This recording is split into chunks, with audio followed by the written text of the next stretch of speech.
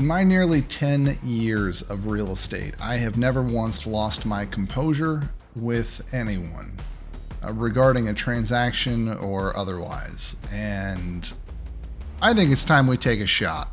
My name is Lucius, the Viking Realtor, and today we're going to talk about this NAR bullshit and what it means for you.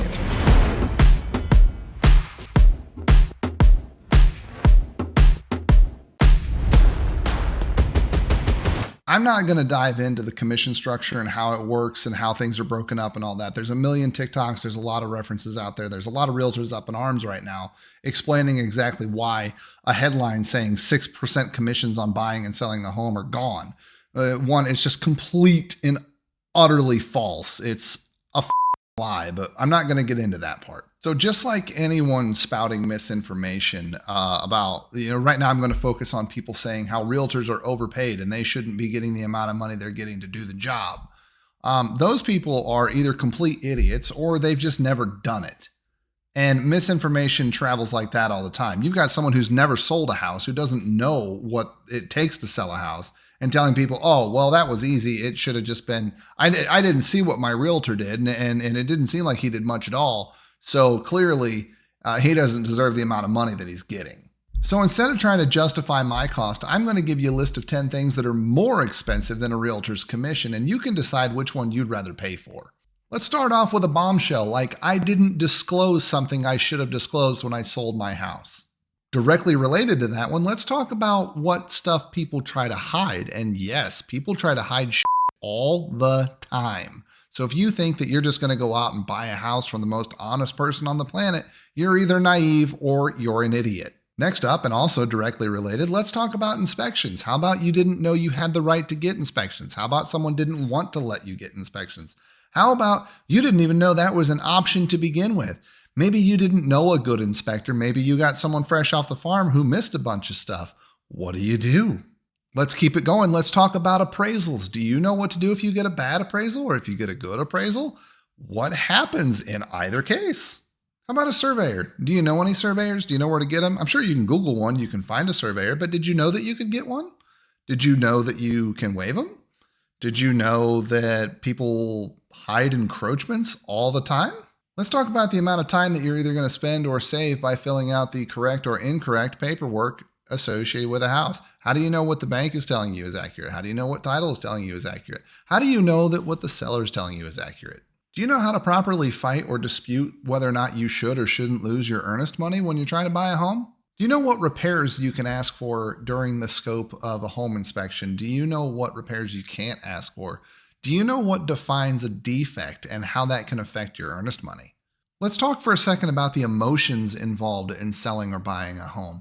What's going to happen the first time you get a super lowball offer and you go off on someone and end up in a conflict or some kind of fight because you were offended? Let's talk for a second about your ability to show your home to complete strangers. What happens if they show up with their family? 2 people, 3 people, 5 people. How do you keep an eye on all of them and make sure that they're not stealing your shit?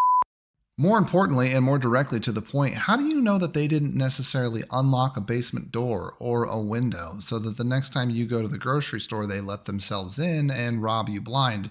They never really had any intention of buying your home to begin with. Let's talk about for a second what really harms people in a transaction, and that's the fact that there are no guidelines for what happens to a broker after they get their license. They have to go to work for a broker for 2 years, but that level of involvement is completely determined by that brokerage. So if it's a big box brokerage out there that accepts thousands of agents and they got 6 new agents today, do you really think they're getting the training that's necessary to ensure that you selling your home is actually good? That they actually know what they're doing? Nope. They're going to set them loose. They're going to give them an office. They're going to give them a stapler and they're going to say, go to work. You know how I know? Because I was one of those new agents once upon a time. No one wants to talk about what happens if I spend 6 months trying to sell your house and it doesn't sell because of something that you did, not me. Maybe you were being obstinate. Maybe you had an emotional attachment. Maybe you decided that your house was worth more than it really was. And I don't sell your house because it didn't meet the market condition. I don't get paid. I take that risk when we sign a listing. That's part of the risk reward factor of this job. It could have been no fault of my own whatsoever. I could work for 5 months on a home and then you decide to pull it off the market. That means I worked for 5 months and I didn't make a dime. Again, part of the risk reward factor of this position, of this job, that I'm willing to accept because of what I do. But no one wants to talk about that. Now, I've bent your ear and I've been a little pissed off during this video, and I'm sure that was easy to tell. So let me talk to you for a second about what we do, what I do at Viking that makes a difference. One, I make sure you understand your paperwork. I make sure that you understand what you're signing, where your money goes, how you can save the most money, and where your money is best invested. I've been doing this job for 10 years. I've never had a single complaint about how I did my job. We have hundreds of reviews in a 2-year time span that explains exactly how good we are at our job. We don't pay for reviews. We offer up a link and we tell people, hey, do us a favor and tell other people how good we did. I have probably known hundreds of brokers in my time as a realtor that couldn't pass a basic math test if their life depended on it. So the only thing I am truly doing is telling you, begging you, asking you, interview for the job. Ask them if they know how your loan is amortized. Ask them if they've ever seen a schedule. Ask them to explain it to you. Ask them questions that you see in these videos to find out whether or not they actually know what they're doing. Because I said it earlier in this video and I'll say it again. They teach you how to pass the test, not how to do the job. And it's important that you understand that. Because like any other job on the planet, you should be interviewing for the people that you are putting in charge of your finances, of your fiduciary responsibilities, of your future. Make good decisions. Interview for the job.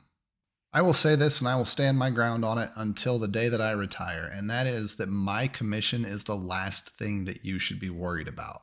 Not saying that you shouldn't think about it, not saying that we shouldn't have a conversation about it, but I guarantee you during every transaction I'm a part of, I have found that value for myself. I have found the money within the transaction to pay my own fee, and I can explain it every single time. On that note, just know that your realtor friends are going through a lot right now. There's a lot of misinformation out there. We're being painted as every one of us are the bad guy in every single transaction. And all we're doing is ripping you off time and time again. And that couldn't be more false in most of the transactions that take place. It's not going to affect the housing prices. Realtors are not the one that set the housing prices. That is set by supply and demand. And if your realtor doesn't know that, maybe they shouldn't be a realtor. But hey, that's just my 2 cents, and you don't have to take my advice. I'm Lucius the Viking Realtor. Thank you for watching. Let's talk real estate.